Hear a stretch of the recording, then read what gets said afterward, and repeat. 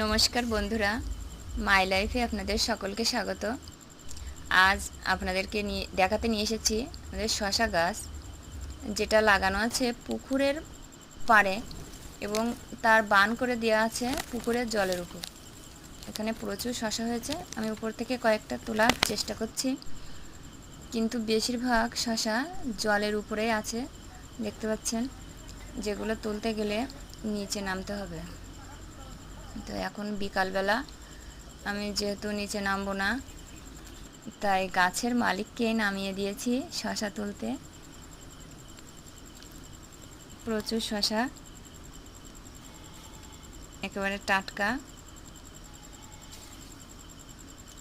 একদিন 2 দিন পর পর এরকম শশা উঠানো হয়। এগুলো বাজারে বিক্রি করার জন্য তোলা হচ্ছে। এতটাই টাটকা, দেখুন তুলতে তুলতে কিন্তু খাওয়া শুরু করে দিয়েছে। তো তারপরে এইগুলোই আজ উঠলো শশা।